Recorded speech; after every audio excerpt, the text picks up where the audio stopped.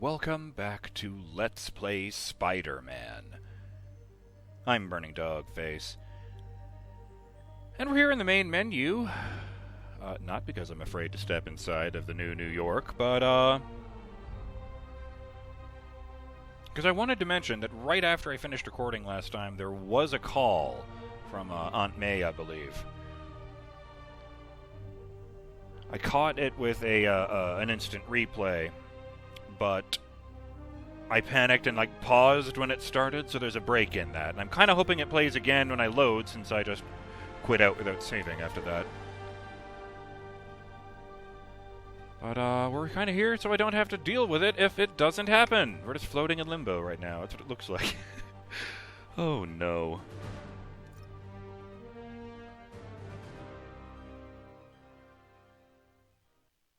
I want to check some of the character profiles before I get to this comment that I wanted to read out, as long as it is.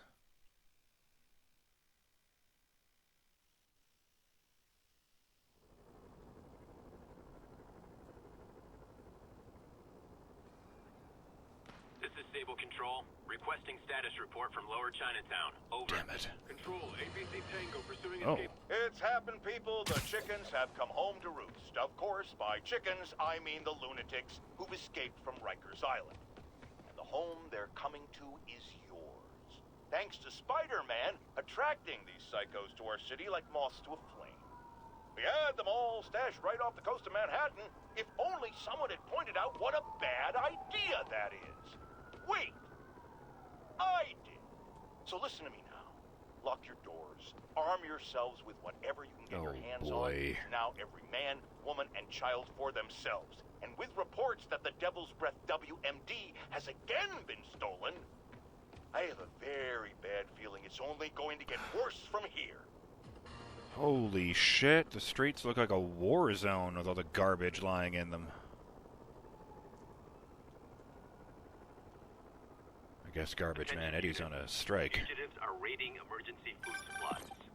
Spider-Man, the Raft MVPs are back on the grid, laying siege to our police precincts. Oh boy. My men need your help, now. Get to a vantage point in Midtown and I'll explain. On my way. Is it Octavius? No, two of his flunkies, still searching for the doctor. I have to be honest, that one scares me. He should. Might be the smartest supervillain I've ever encountered. Yeah, that's what I'm worried about. Hold tight, Captain. I can't make sense out of anything that happened last time. You know, they lit it up like, oh, you know, Otto is being affected by the arms, like in Spider-Man 2. And then he shows up as the leader of the Sinister Six. I kind of thought what he was going to do was go straight to City Hall and try to murder Norman right then and there himself. I didn't think it was going to be anything nearly this complicated. Looks like they're not playing that message. All right. Peter, I've been trying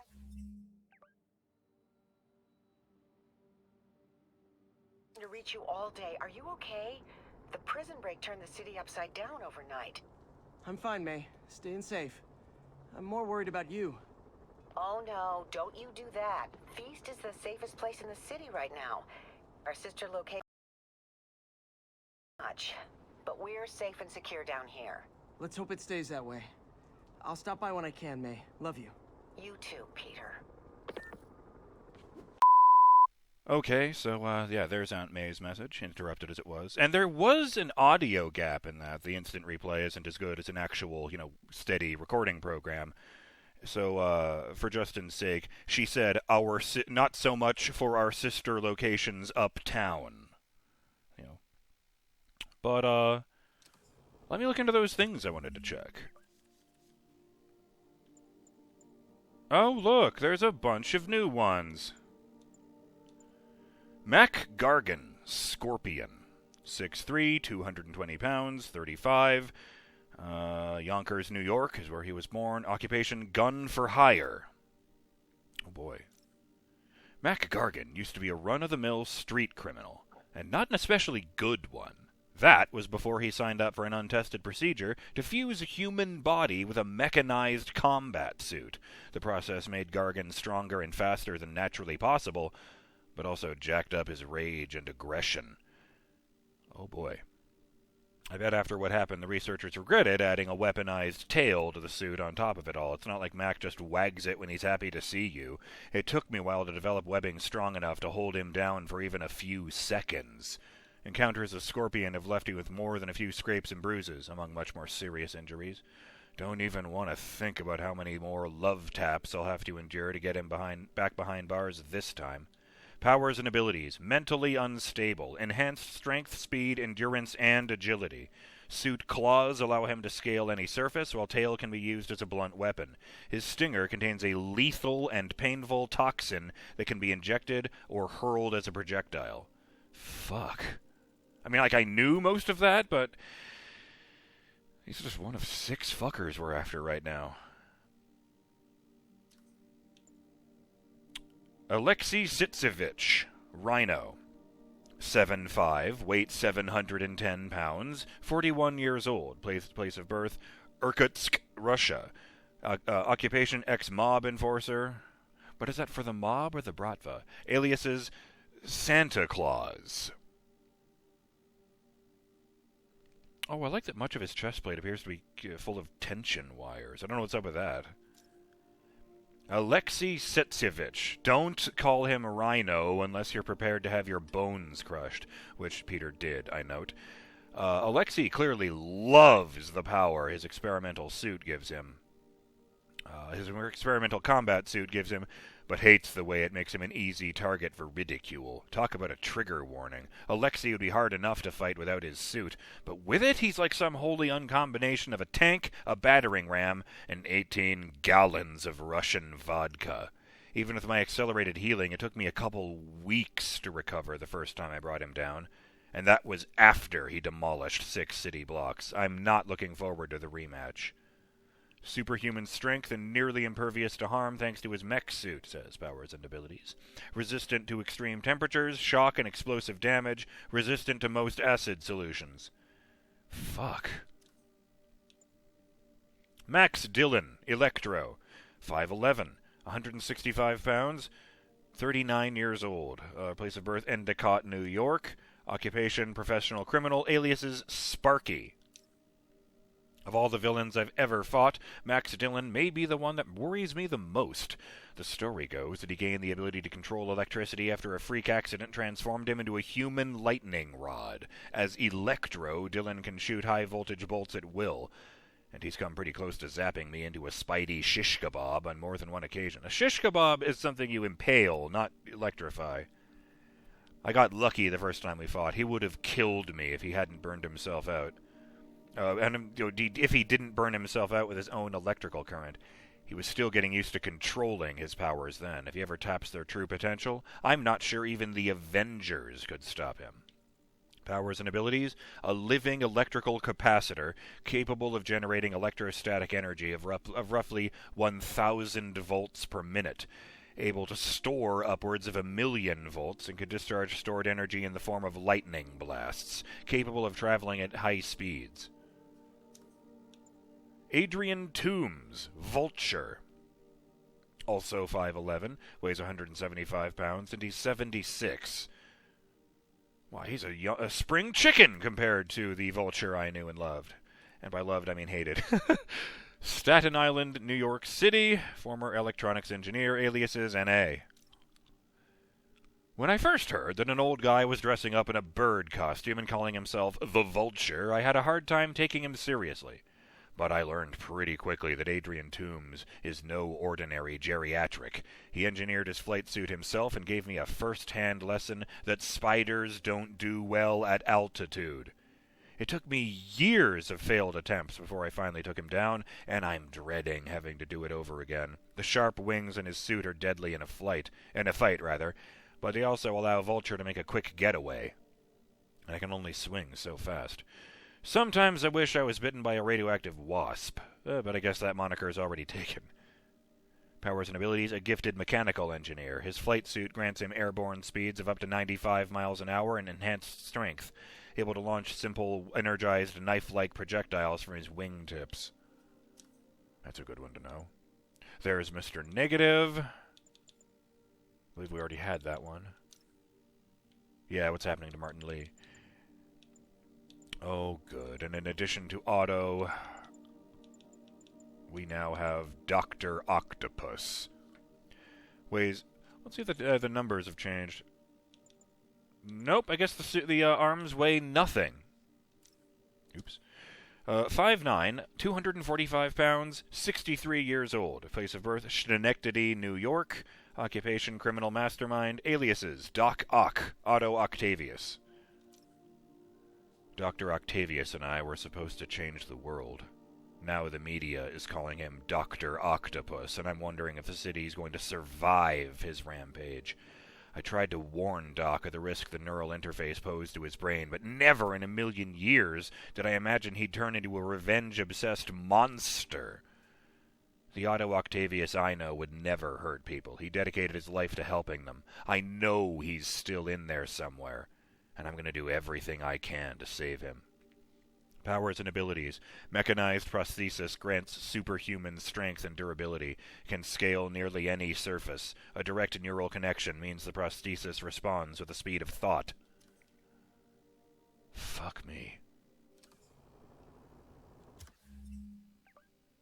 And yes, we do need to get to up there and save those officers, but I kind of need to go to Octavius Industries. See if there's answers there. Oh! The fast travel animation has changed. It's the train is being monitored by Sable Agents, and Spider-Man is hanging out on the door on the back of the train, with his sitting on the bottom of the frame, with his legs leaned up against the frame while looking at his phone.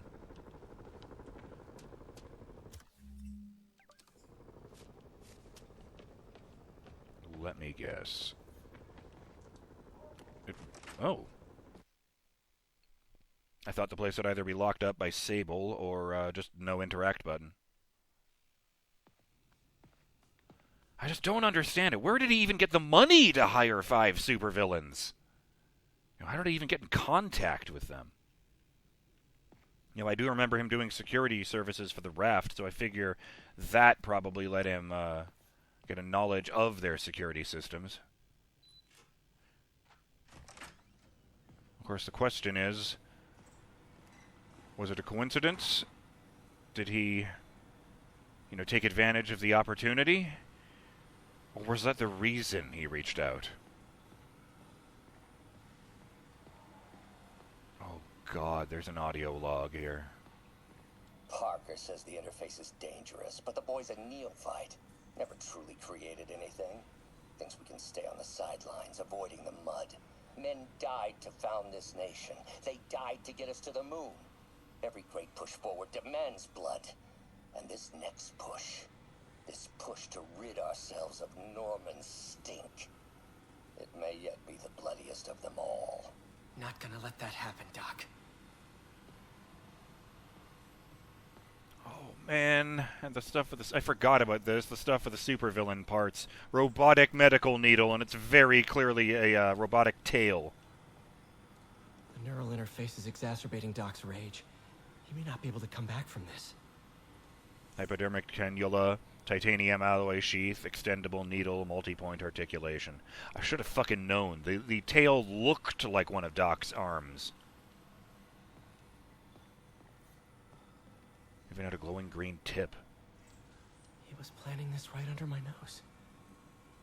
Was it just an idea in his head until the interface pushed him over the edge? How long was he using the device before I realized? It's a map. It's a sketch, actually, on the whiteboard of the raft. Alternative payment methods. Target power systems. East Tower F1 front. West Tower F1. West Tower M2. West Tower R3. Release, Rhino, Scorpion, Electro, Vulture. Helipad, exit, meet on roof. And there's a big section of the wall that appears to be drawn on fire. That would be where the hole was, and it just says exit. Oh, God. Didn't look like this the last time I saw the picture of the raft. What's that? Another audio log. Parker. Always listening, aren't you? Always observing, memorizing, stealing. Who have you told about the neural interface, About my work? Well, it stops here, Parker. I trusted you. But instead of recognizing my genius, what did you do? Tried to tear it down. No. Accused it of flaws. There are no flaws. It's a thing of beauty. A perfect extension of the mind itself into the world. Thought given form by these incredible arms. And I have only one thought on my mind now. Norman's reputation lying in tatters before me. Time to give it shape.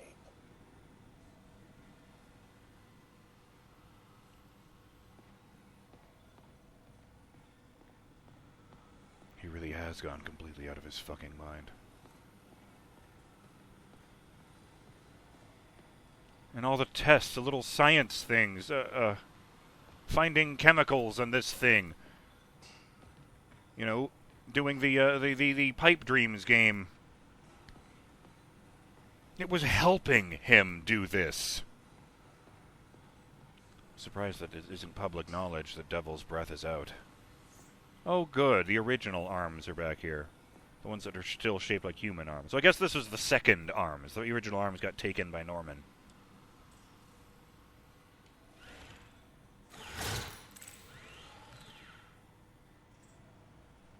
I can make it flex and then reach out with the stretchy fingers.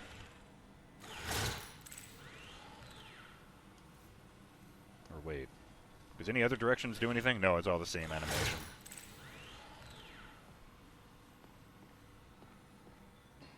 Chessboard. I bet he was playing both sides. Be appropriate. So many good memories of working here. All tainted now. Bunch of smashed screens just here.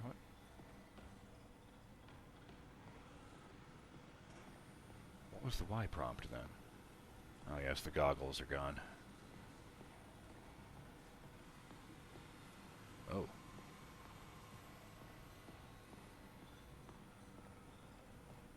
Oh, God. He's adjusted the vision statement and the slogan. Octavius Industries, groundbreaking technology creating the world I deserve. Oh, man. Need to compete with our direct competitor, Oscorp, and he scratched out, compete, and replaced it with destroy in huge, jagged letters.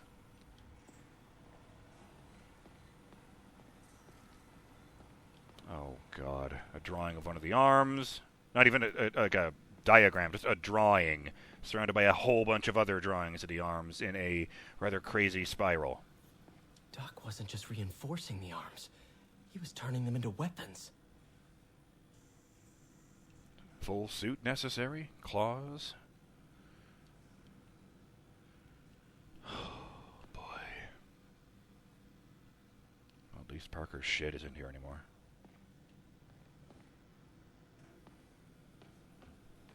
These aren't the answers I was hoping for. I still don't understand the money situation. If you could hire 5 supervillains...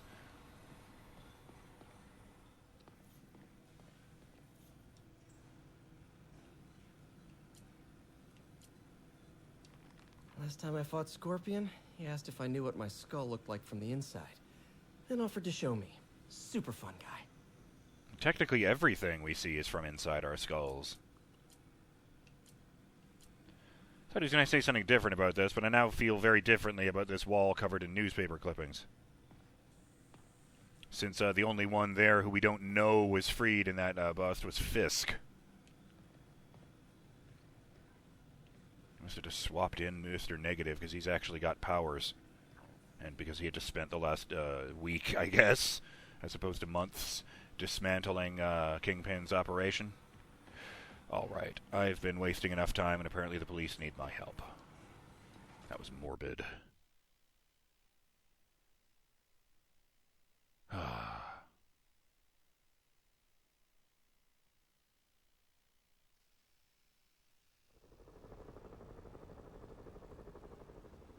I feel like Peter probably built filter breathing into the masks. Convict rampage. Oh, no. Oh, yes. Now we have prisoner crimes and Sable crimes to respond to. I wonder. No, those two thug crimes are still on the Upper West Side.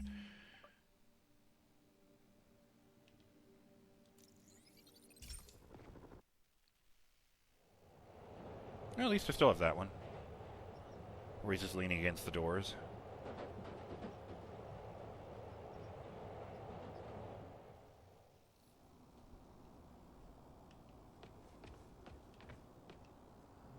I wonder what's doing way up there.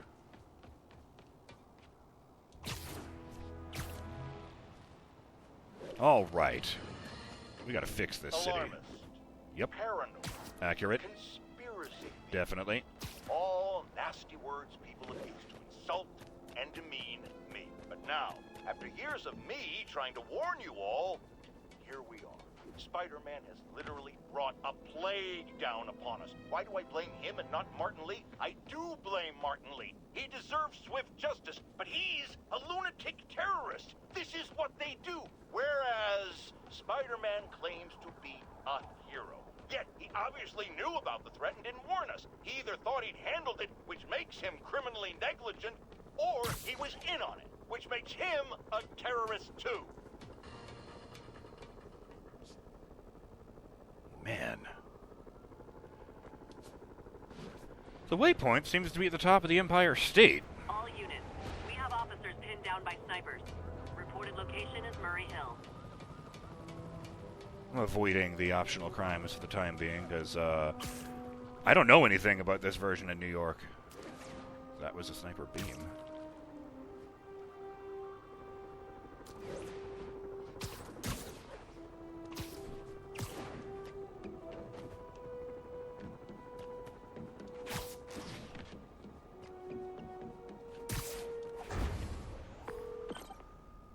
Okay, Captain, got eyes on. Fill me in. Rhino's assaulting the Upper West Precinct. Electro's at the Upper East. We need you to turn the tide. Head to either. They're both equally screwed. Oh, man. Okay. I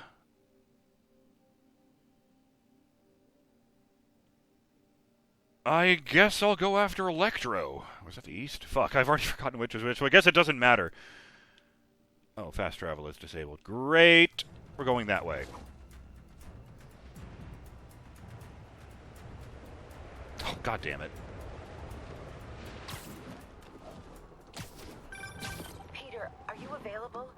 We need help at Feast's sister's side uptown. The Veterans Center in Harlem. What's wrong? Men from Rikers are demanding food and supplies. The staff are barricaded inside, but they need help. Miles and I are headed there to evacuate the staff. Don't do anything until I get there, May. I'll meet you in Harlem. May sounds exhausted. I really hope she isn't sick. Need to help Yuri, then get to Harlem. Oh, God. Rogue Sable Agent says, we finally catch the guy who bombed City Hall, but every supervillain and their mom escapes the raft. There goes my vacation. JJ in space says, what's going on at the raft? We can see some pretty bright flashes from up here. Dolores Walker says, JJJ at home is so savage he hasn't discovered fire yet. Nice. Marty Baker replies, bet when Og the caveman murdered Norg, someone blamed all those violent cave paintings and drums. Esmeralda G says, JJJ at home speaking the truth like always. Keep it up, man. Harry Max says, JJJ at home could build a house at all the unsold copies of his book. J_Surya simply comments, you're a hack, JJJ at home.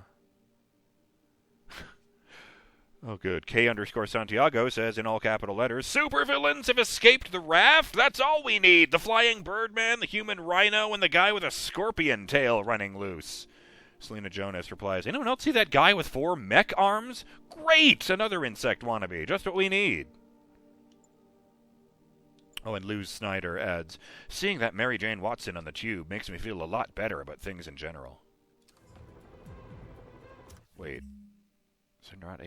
There is not a third one up in Harlem. That's funny.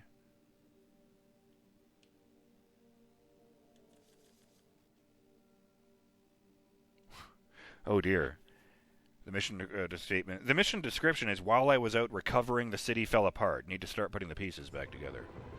Though unfortunately, the timer did just go. I guess I spent longer at the lab than I intended to. Sorry about that.